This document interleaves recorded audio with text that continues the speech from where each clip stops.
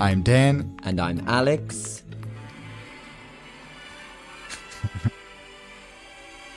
And welcome back to On Air, where it is Dan's birthday. Oh my god, this is the classiest happy birthday I've ever heard.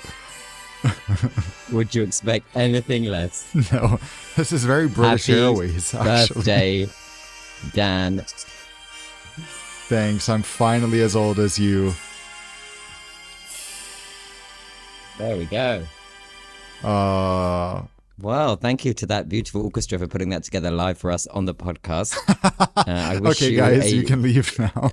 Thank you so much. They're just quietly packing up their stuff if you hear anything there. Genuinely wish you a very happy birthday. It is my pleasure to have you as a guest on the podcast week in, week out.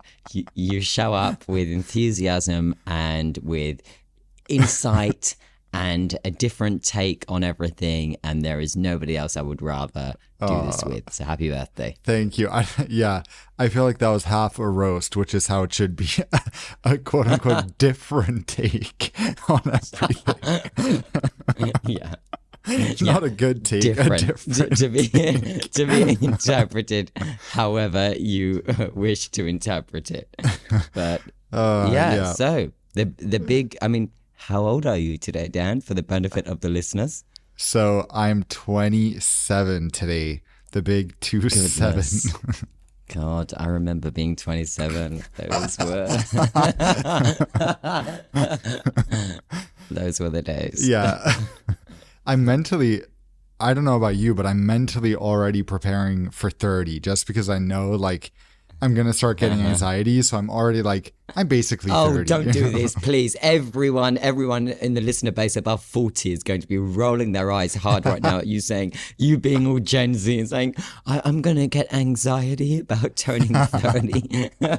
Listen, Please, I'm sure they remember how that felt as well. You know, whatever your age is, you look back and you think, I mean, I remember turning 18 and I was like, oh my God, this is crazy.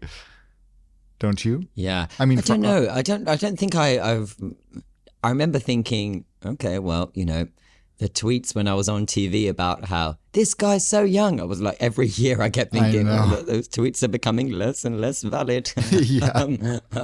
It's still funny when I appear now on a network, perhaps a network that I don't do often. And this happened the last time I was on on CBS this morning in the US.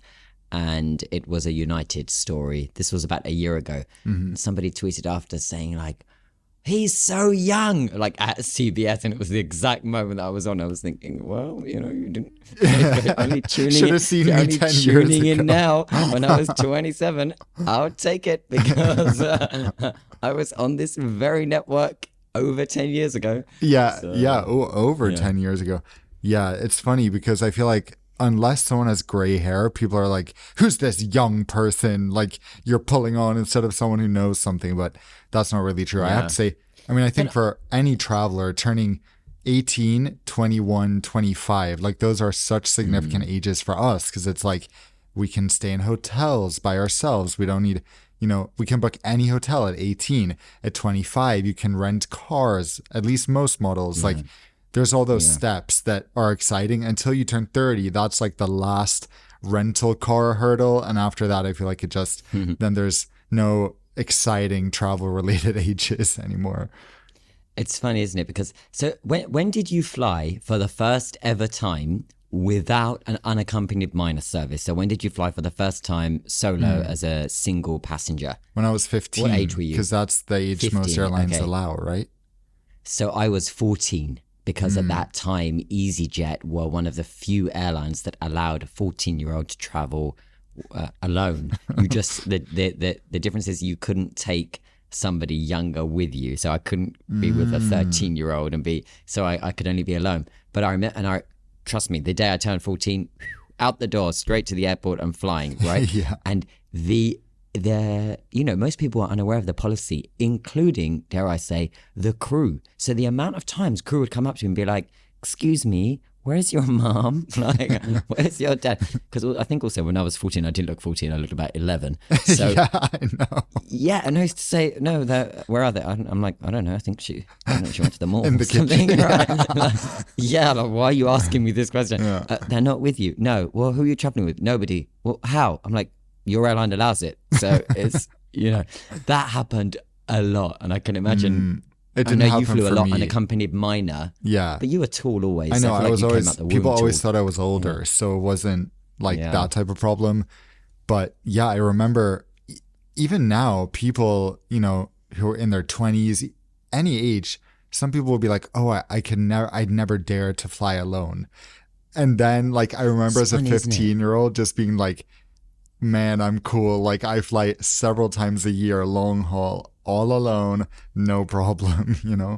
Exactly. Oh my God, we were the 14-year-olds that were kicking people out of the priority boarding queue. I would tap them on the Okay, shoulder. you were. Well, no, I only yeah, had right. silvers. I wasn't tapping the shoulder because I couldn't reach. Maybe I was gently tapping someone's waist in front of me and being like, Are you my daddy? That says group 2 and this is a priority boarding, so Yeah. you need to be there. What, on That was- EasyJet? Like speedy, what do they call it? Speedy boarding.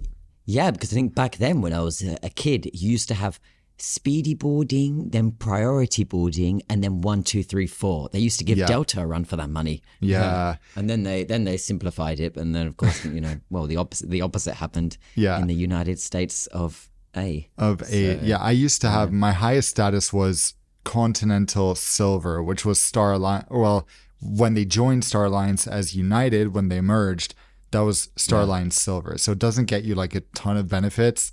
Very, very minimal. But a few times, I think twice, my brother, who's 3 years younger, we both got upgraded flying domestically in the US. And the crazy thing is that my dad and his wife didn't get upgraded on those flights. So it's like, On the same booking. yeah. No. Oh, wow. Separate bookings because we would have a whole ticket from okay. Sweden Well, and that stuff. would be why. But it was such a Okay. funny scene to be like, could, Dan and his brother please come to the gate? And then they hand us our new boarding passes. And they're like, who are these? Like, That is good. Even I was like 14 once, so my brother is 11. Oh, and they're sorry. like, Yeah. Oh. Ooh, Go on, there's that. continue. Yeah, and they're yeah. like, who are these kids getting upgraded? Their parents are standing love that. behind them just looking so depressed. I completely. I think I would have loved to have. See, you know what's funny? 12-year-old me would have also loved to have known 12-year-old you and your brother at that time. Because somehow we were doing very, very similar, unusual things for our age in terms of the moving around and the flying and so on and so on.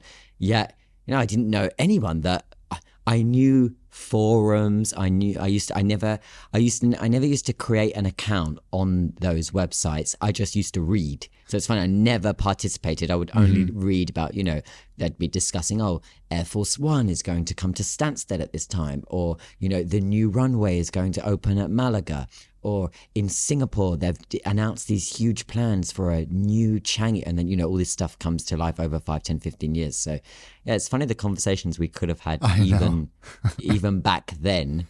But, Or we would I have didn't- probably played Flight Simulator together. That was my life at that age. Yeah, I used to do that. I used to invite people up to take a seat in the home cockpit that I started to build piece by piece. Every Christmas I would get a new piece, and they'd have the headsets and I'd have the full PA, and I would take it extremely seriously. Yeah, they'd be like, this is not fun at all. You'd be like, no, this is a 737-700, not an 800, you can't remember. buffoon. How many times I say, this is not a game.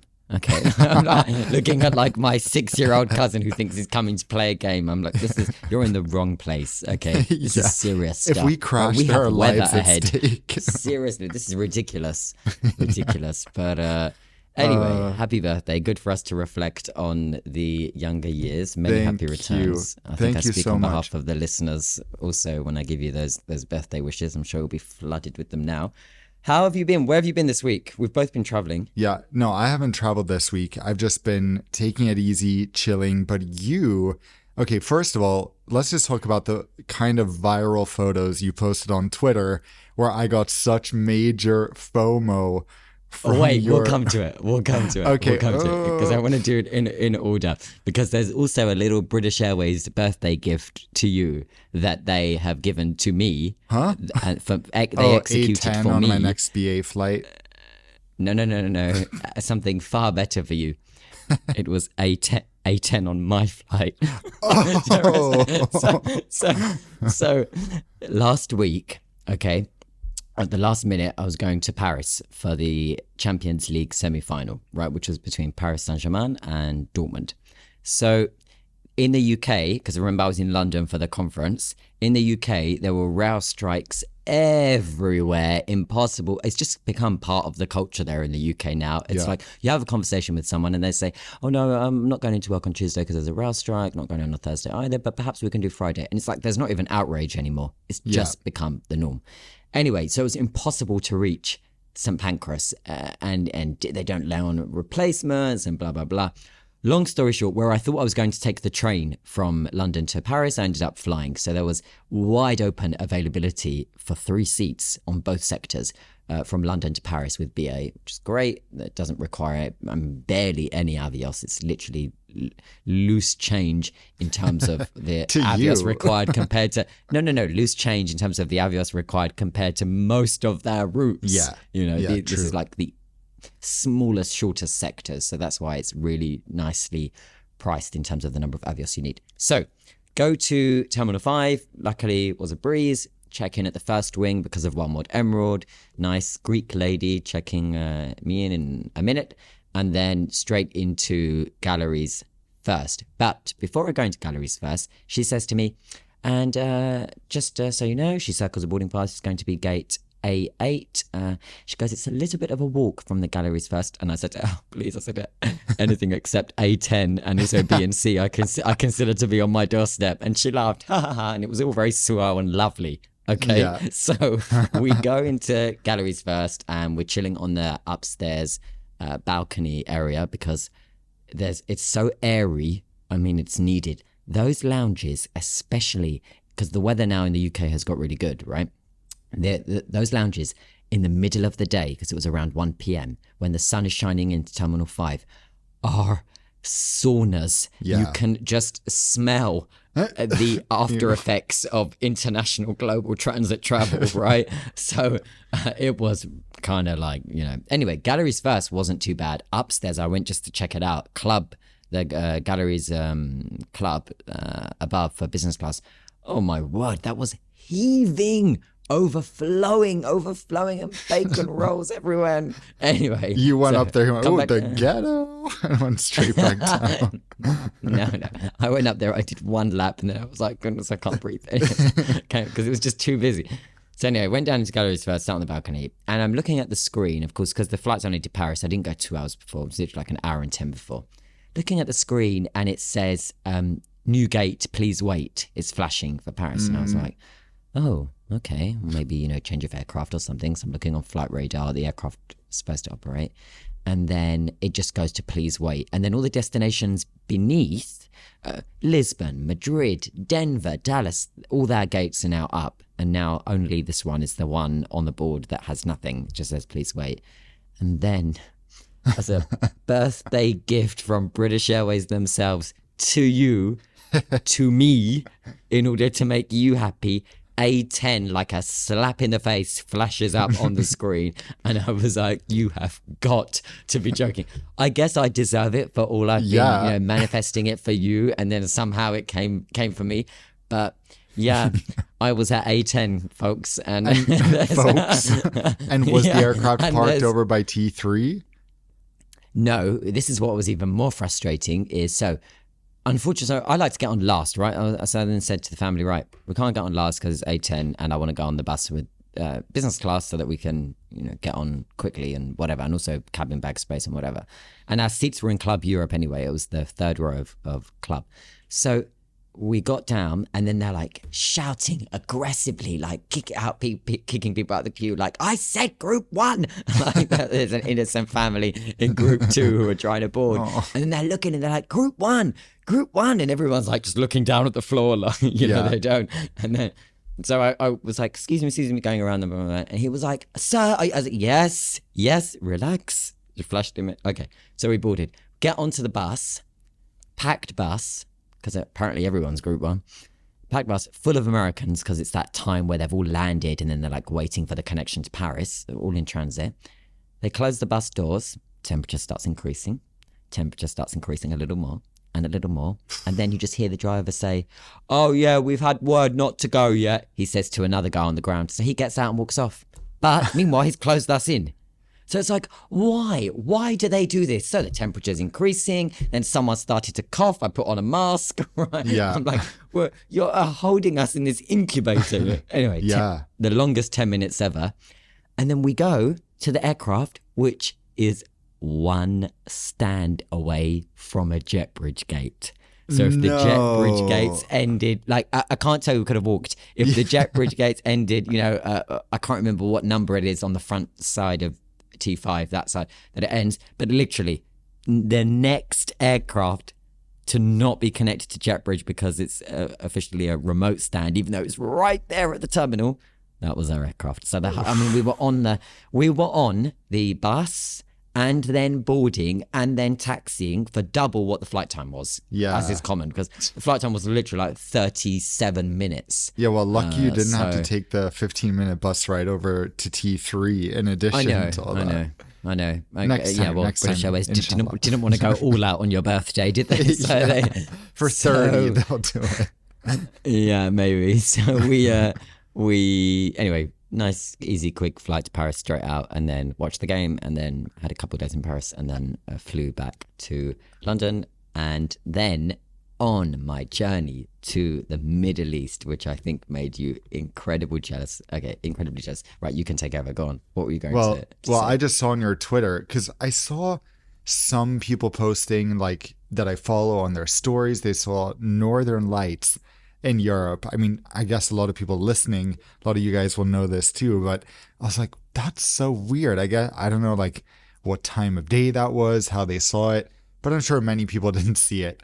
And then of course you saw it from your flight and got some amazing photos. Yeah. So on Saturday. On Saturday, when this was, there was news globally that there would be a once in terms of severity, a once in 25 years solar storm. So a storm basically in space, right? And as a result of the impacts and the effects of this sun solar storm, they knew that a large part of the northern area of the northern hemisphere, including countries like the UK, Scandinavia, Canada for sure, even much of the US, they said it's very likely that they would be able to see the northern lights because of a geomagnetic storm and the severity of it, right? So they really did kind of build this up. Now, I had seen lots of commentary on this. I follow a lot of scientists on Twitter. So they were saying it's going to be really rare, it's going to be extreme, it's going to be on the geomagnetic impact scale. It starts from G1, which is minor, and goes to G5, which is extreme. This was going to be G5. So I was like, wow, this is amazing. So I casually mentioned it on the way to the airport. And then when I was boarding, I was telling the airport service manager, oh, there's a big, because it was an evening flight I was taking, I said, there's a big geomagnetic storm happening tonight, and they're saying that you should be able to see the northern lights in England. So definitely, because I know he lives kind of remote, I said, definitely you should have a look up tonight if you remember. He said, yeah, I will do. But I didn't at that moment really consider me and my flight, because I thought, well, I'm heading to the Middle East, so kind of tracking east for a bit, but then like southeast rather than just east. So, and it's not dark when I depart the UK. Take off, everything fine, normal, uneventful. And I didn't give it much thought. And then, and you know this, on Qatar Airways, the flight crew will never come on the PA during the flight unless there is something unusual. So, for example, unless they've got to report, for example, about a potential diversion or onboard situation or something like that. So they will make their announcement before takeoff, and then they'll make their announcement just before the top of descent, where they're about to start initiating their descent towards the destination. So depart about 7:30, 8 p.m. It's daylight, of course, in the UK at this time now. And then I thought, right, I need to sleep as much as I can because I've got an early start and I land also a really unusual time, about 4 a.m. Take off, put my shutters, window shades down, and prepare the bed and start to chill. After about an hour and a half, I was still awake and I was just watching Modern Family or something. Suddenly it came up on the screen, passenger PA in progress, and I was like, I took my AirPods out immediately because I just know this is unusual. We're diverting to Gothenburg. God forbid. Anyway, right. So you'll be like, just let me out here. God. Right. So I take my AirPods out, and he was British, the captain, and he said, "Ladies and gentlemen, everything is fine. Just, sorry to jump in. I just want to gently encourage passengers who are sitting on the left side of the aircraft." I was like, oh my God, it's Northern Lights. Yeah. I knew it from, everything I'd remembered. Before he could even say why, I lifted those window shades and pressed, and it was still light in the cabin, pressed my eyes against it and shielded my head with my hands. And there it was, there they were, the Northern Lights. I could start to see, my eyes were adjusting and I could see green and pink. And I was thinking, oh my God. So the lights were turned off in the cabin. My eyes maybe took another 45 seconds to a minute to adjust. Didn't look at my phone screen, and I'm focusing. And it was magical. It was amazing. We were surrounded by the Aurora Borealis, the Northern Lights. They were incredible. I managed to take amazing photos and videos. They were moving and shimmering and bouncing around. They reminded me of dolphins in the water. It was like, I was thinking, oh, Iceland, no need to go to you now. Yeah. This was unbelievable. I felt utterly blessed. I was mesmerized. I spent the next hour at the window with my hoodie over my head and the window just to ensure further darkness, and didn't move. I was just in awe. It was unbelievable. That's amazing. I'm jealous. You also told me that the flight was not very full, which sort of brought us to an interesting discussion the other day. Yeah, so this flight, I think typically is, because don't forget there's 8 flights a day between Heathrow and Doha on certain days. The rest of the days have 7. This flight is always the quietest because I think it's the weirdest in terms of the departure and arrival time. It doesn't really connect on with much because you can fly an hour later and that one does. And it also lands at not the ideal time if you're living here because you arrive at 4 a.m. So it's neither the morning nor the night. So that's why it's quiet. But we didn't we, speak about that trend? And by the way, anyone asking about the Northern Lights, because I've just seen a message now, anyone asking about the Northern Lights pictures, go to Twitter, X, @AlexInAir, and I tweeted the photos from cruising altitude. It's been viewed over 100,000 times. Anyway, the flights. We are noticing, both of us, right? Especially as we are now firmly into the summer season, flights are, in peak times, not as busy as you might expect for this time of year. Yeah, I flew American Airlines quite a bit. So first of all, my New York to Heathrow flight was like 40% full. My London to Helsinki flight, I think, was about 80%, but then Helsinki Delhi was also maybe 40%. So many flights I've taken in the past few weeks. Also, my first flight, Dubai to Kenya, when I started that crazy ticket, was also quite empty. So when we see people saying, oh, all flights are full, it's like, yeah, if you're flying on Friday night on the prime flight, yeah, it's going to be full. But we're also not fully in summer season. And I feel like right now, this is an interesting change from or at least how we're used to things being in the past 2 years. Absolutely. I think when we first kind of started to notice this, I went back to look at historical loads on at this time of year. This time of year in 2022, which was of course the rebound from the pandemic, and also last year, flights were busier. There are still great deals out there. I mean, you can secure now summer travel, peak summer travel, for less than what last year was. Things are not anywhere near as booked up as what you might expect. And while I was in Paris, I was having a conversation with the hotel manager of one of the best hotels in Paris, in front of the Jardin. It's steps from the Louvre, and it's a real flagship Dorchester collection property. He, of course, has been preparing as a GM for the upcoming Olympics, getting the place ready for what's going to be an influx in tourists.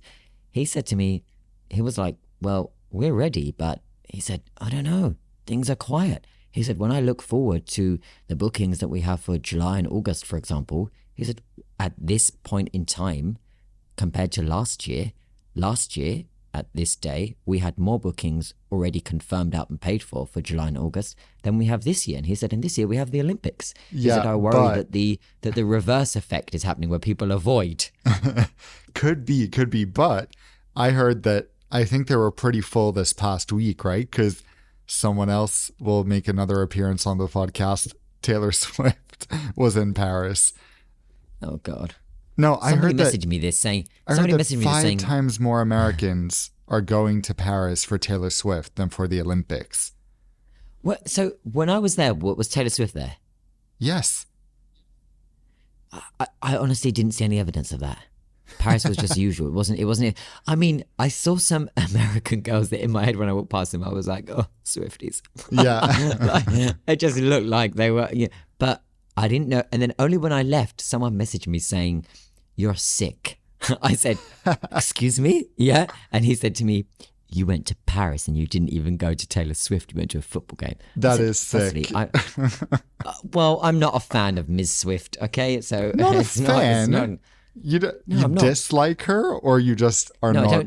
Neutral. Sorry, did I say I dislike her, or did I say I'm not a fan?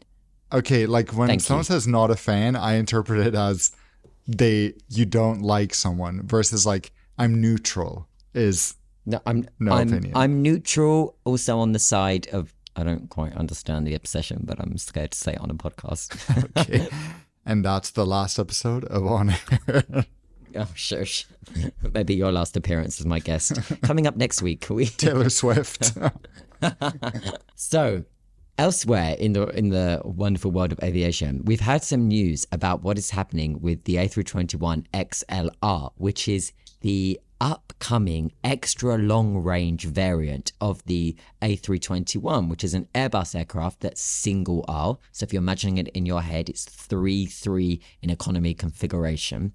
It's an A321 is used by airlines all over the world, and Airbus created a newer version, the A321neo. That's the new engine option. They put new engines on and some modifications in the cabin that gave that aircraft range. What they did with the neo is then they made it a little more powerful in terms of range and created and developed the A321LR, which is the A321 long range. So you have the 321 ordinary, the 321 neo, the 321 LR, which is used by the likes of JetBlue and other carriers, and especially those that are using it over the Atlantic and so on and so on.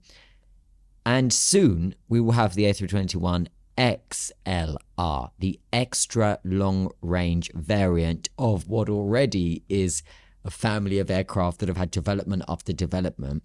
And the XLR is going to be able to fly over 4,000 nautical miles. So it will be able to connect cities between, for example, Paris and Washington, which, to be honest, the other aircraft can already do, but also a little further afield, perhaps even London to beyond the Middle East, South Asia, potentially West India, and so on and so on. So there is potential, perhaps even, as I said, just London to India with the right payload.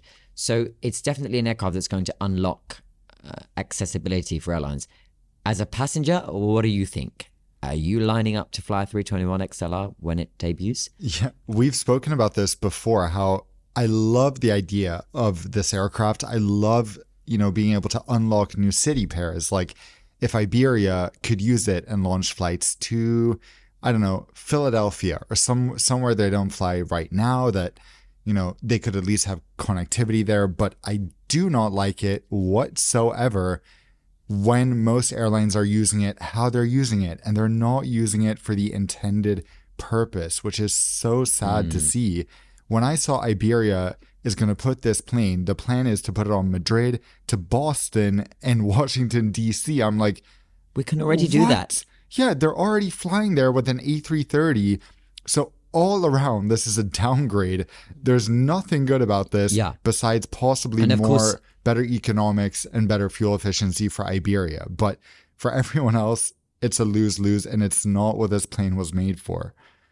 The reason you're mentioning Iberia is because that is the news, isn't it? That Aer Lingus, the Irish carrier, was supposed to be the launch customer of the 321 XLR, but because of an ongoing dispute they have at the moment between pilots and management, they're unable to be in a position to take delivery of that jet. And Aer Lingus management used the 321 XLR delivery as a threat against the union, basically telling the union if there was no agreement by the end of April, then IAG, the parent company who own BA, Iberia, Level, Vueling, and so on, they would send the jets elsewhere to Iberia. And that is what has happened. They have now said that Iberia will take the prize. Iberia will have the 321 XLR, but not very ambitious with the route schedule. And as you say, I always imagine people booking a long-haul flight, for example. So you said one of the first routes is between Madrid and Boston, right? Yeah, and Washington, D.C.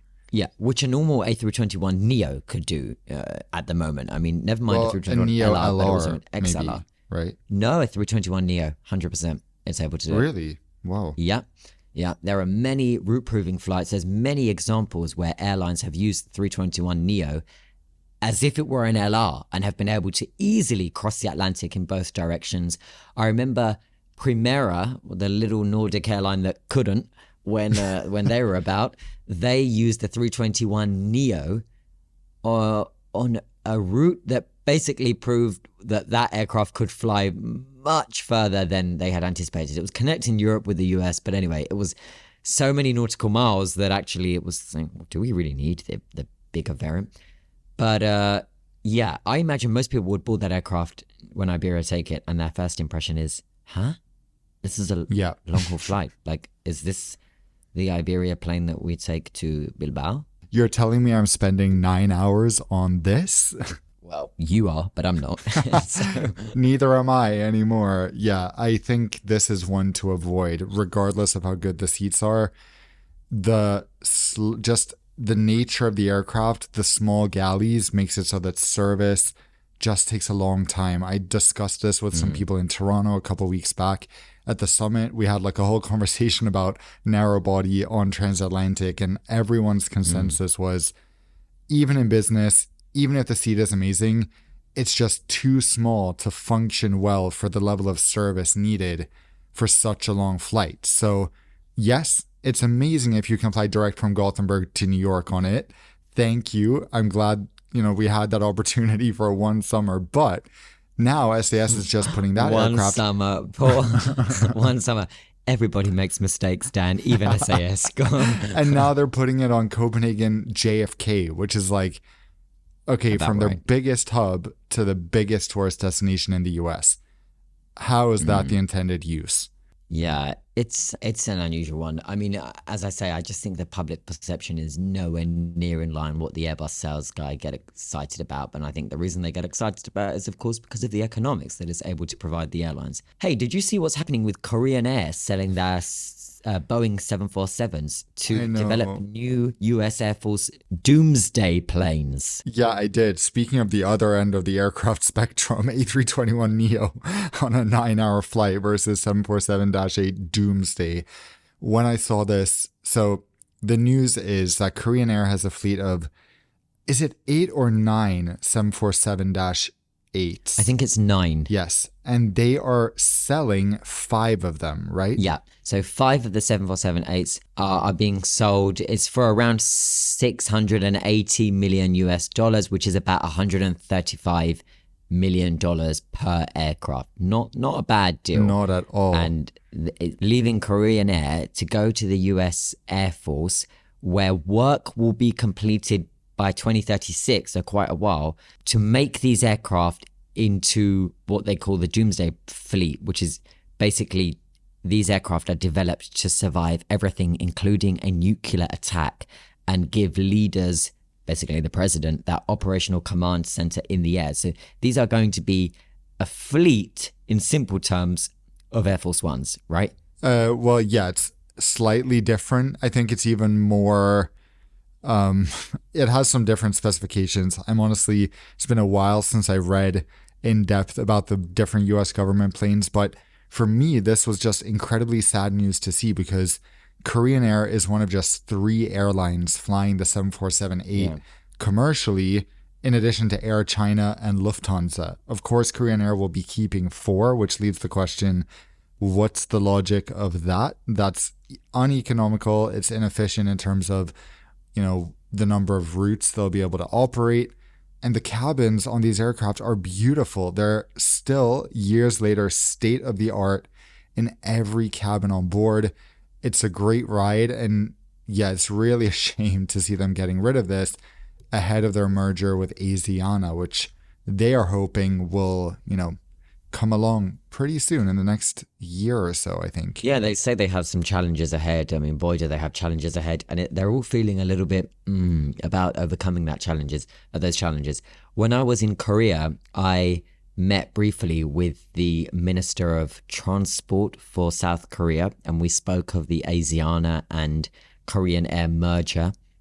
And he had said, we are trying, but there are difficulties, and I know that fleet is something that they perceive to be one of those difficulties in terms of streamlining it. That's why we've seen some new aircraft orders where they're trying to align on either Boeing side or Airbus side, and so on and so on, mostly towards the Airbus side recently. So it's an interesting one. When I said that these aircraft will go on to become almost like Air Force Ones, I didn't actually mean they're going to become aircraft that will go on to fly the presidents. But in terms of the specifications, it's very, very similar. These aircraft will follow a very similar spec to what current aircraft that operate as Air Force One. Remember, any aircraft that the commander-in-chief of the US is on automatically becomes Air Force One. It's not the name of the designated aircraft. But that they will be part of the US Air Force. Air Force One itself, as in the aircraft that usually is considered to be Air Force One, which is the one that we see Joe Biden kind of run around the world on at the moment, potentially somebody else from November.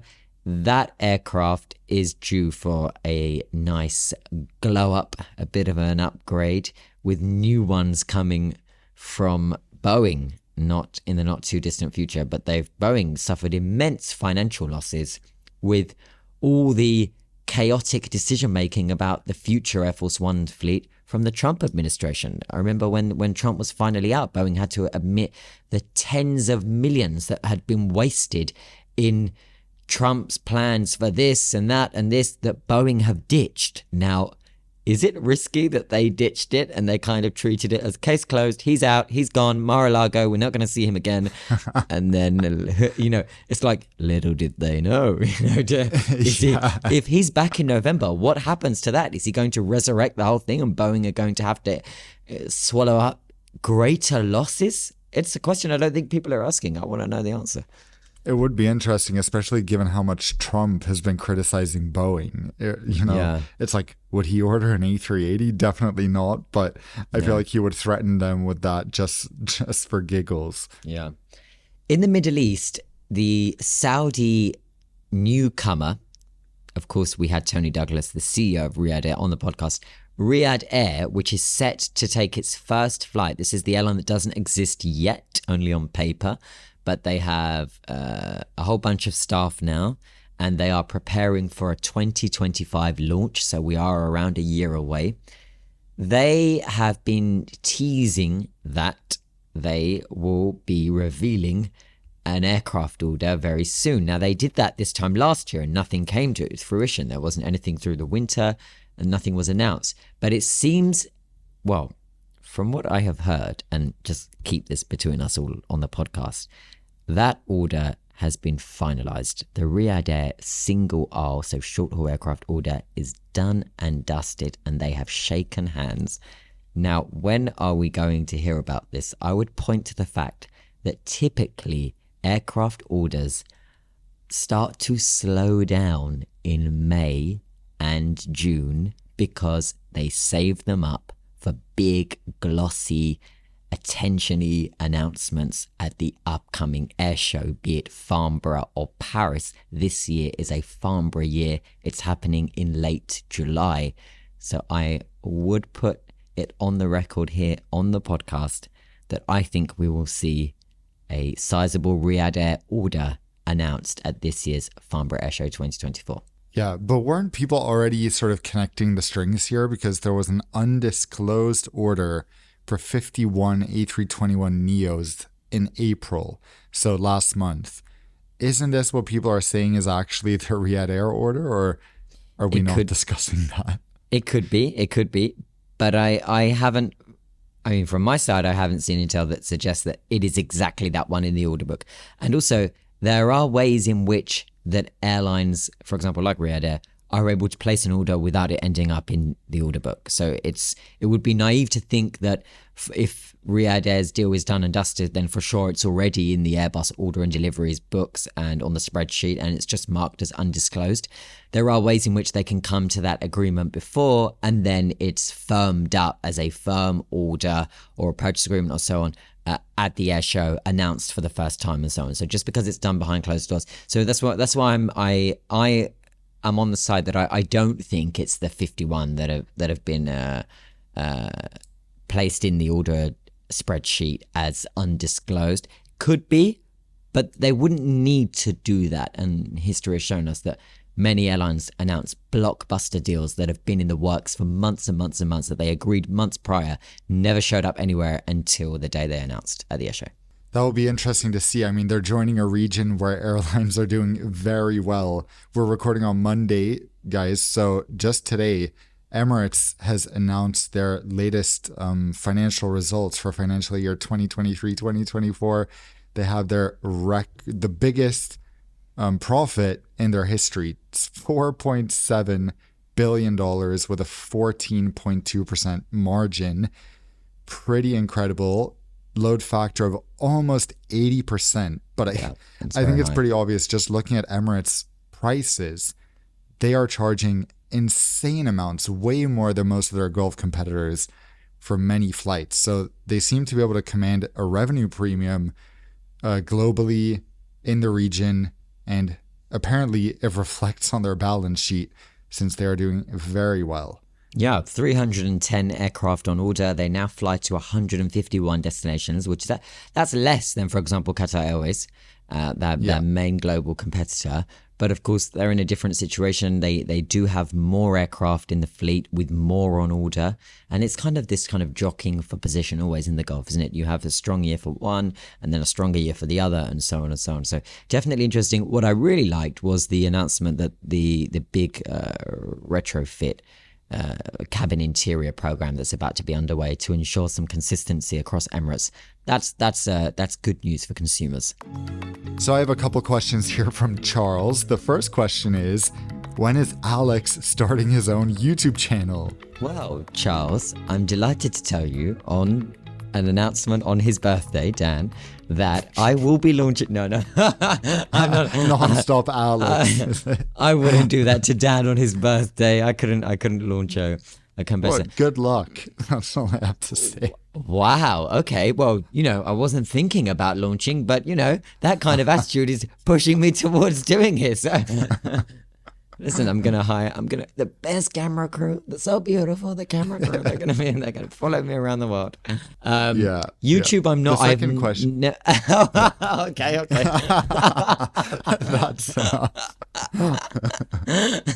You know what? It's your birthday. I'll let you have it. Go on. Yeah. Okay.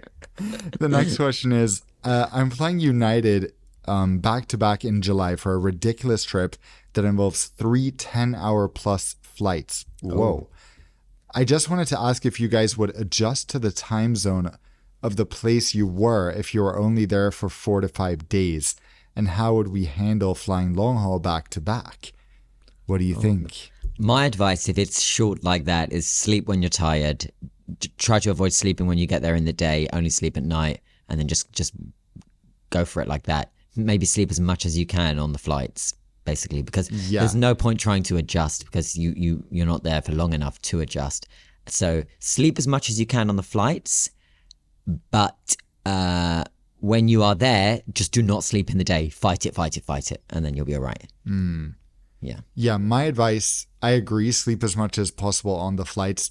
I kind of have embraced the idea of not short naps, but taking like a 2-hour nap. If I've flown somewhere, like in the middle of the day, if I don't have anything to do, I'll just take a 2-hour nap. And that, I think a sleep cycle is 2 hours, right? Then I feel quite rested when I wake up. I know some people say like that's too long, but then I can really push and do more. And yeah, I would kind of move to some time zone on my body that's a bit in between where I've traveled from and to, so that it's not too hard going back, but also it's not too disruptive while I'm there. Good advice. I have a question here from Leo. He says, "Hey Alex, I love the podcast with Dan. I wanted to ask you what your thoughts are on Berlin-Brandenburg, my local airport. Why is Emirates flying to Hamburg double daily and Dusseldorf and not the German capital?" He's put also, "Some weeks ago I flew BA from London Heathrow to Frankfurt and we got A10. Sorry to hear that, Leo. This is becoming a thing. I know, like, it is I get becoming a so thing. many DMs about A10 now. I know. He's put, "I can't wait to listen to the podcast next week and I thank you in advance for sharing your thoughts about BER. Why is Emirates not there?" Well, it's German protectionism mainly, It right? is, That yeah. I mean, limits that's the number my of slots. Correct. That's they my can have go-to. to So Germany. they're definitely more the local government around Hamburg have been way more successful at being able to liberalize Hamburg in opening it up to, for example, the Gulf carriers, and how they've been able to navigate this under a federal government that is quite restrictive and protectionist is something pretty remarkable. Don't forget that, for example, Qatar Airways are launching flights to Hamburg as well. Emirates have been there forever. It's, now they're in Dusseldorf as well. So I would just say that it sits with, the government, with the federal government. Of course, they're in Berlin themselves. And unfortunately, they don't liberalize in order to allow carriers, but specifically the Gulf carriers, because they have a bee in their bonnet about them from years ago, as to expand. So I would say that that's why they're not there. I know that Emirates would love to increase frequencies, like all Gulf carriers, really. They would love to increase frequencies to Germany, also to places like Canada, India, but these places are incredibly protectionist, and I hope that over years and years we see aviation liberalize and them open the skies. But boy, is it a long, complicated, very political process. And we have to admit that Lufthansa, of course, is involved with this, just like Absolutely. Air Canada is in Canada, Qantas in Australia. Lufthansa gets away with charging ridiculous prices if you're originating in Germany or ending your trip in Germany. They can get away with having a subpar product because they have such a monopoly on the German, loyalty market. Yeah. And they give plenty of benefits to the German government, to people sitting there. So years back, they used to get business class when they flew. They also used to get senator status, which is Star Alliance Gold. Those benefits are now getting removed. And I think it's interesting to see. So business class benefits were removed a few years ago. This year, senator status is being removed as a benefit. And this is kind of aligning. I'm not saying there's a connection here, but it is interesting to see just in the past few years since the pandemic, how Qatar Airways has been able to launch flights to both Düsseldorf and now Hamburg. While they weren't able to do that before, they were kind of choosing to serve Berlin with their allocated slots, while Emirates was choosing to serve Düsseldorf and Hamburg with what they had. So they were just distributing it differently. But now, it's definitely being liberalized. I wouldn't be too surprised to see Emirates sometime soon in Berlin, especially now that they're getting the A350. Yeah, and Tim Clark used to always. 787. Tim Clark would always make an effort to go to ITB Berlin, to be there, to schmooze and socialize with Berlin's government elite and so on and so. So yeah, this has been in the works for a very, very long time. But you're right. Yeah. I think the other thing we should say that is really surprising about Berlin as a capital city is that it doesn't attract high yield traffic. Like, that's just what's so interesting. There are so few long haul flights when you consider the size of the population, the fact they now have such a good airport, and the fact that Air Berlin, their own airline, failed a decade back. So it's this weird position where you have so many people living there, but similar to Scandinavia, the airlines are not able to command the kind of prices that they would ideally want in order to really be encouraged to send a bunch of traffic there compared to Frankfurt or Munich, especially. Absolutely. Absolutely. You're right. Well, look, I wish you a pleasant rest of your birthday and look forward, as usual, to joining you for the same time, same thing next week. Yes, I'm looking forward to it too. We'll see where we are in the world then. I'll probably be in Sweden. Wow, that's an unusual. I don't think. Wait, the first episode was recorded in Sweden, but I haven't done a podcast episode. And we didn't know you Christmas then. Also, 2 episodes. Christmas, yeah, the Christmas, that was a fun one. 2 episodes in Sweden. Yeah. True. Well, look forward to it. Thank you so much, guys, for listening. Remember, you can leave feedback on the podcast depending wherever you get your podcast. So that's Apple with the podcast app, but also on Spotify, YouTube, and so on. And every time you leave a review, we're going to once again put your usernames.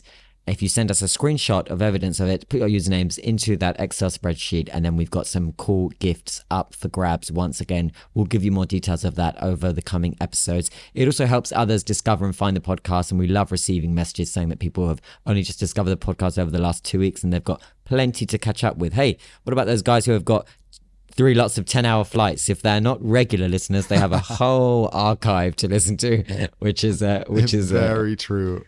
Which is productive. So yeah, cool. Thank you guys. Take care, and we'll see you next week. See you next week on air. Bye bye. See you later.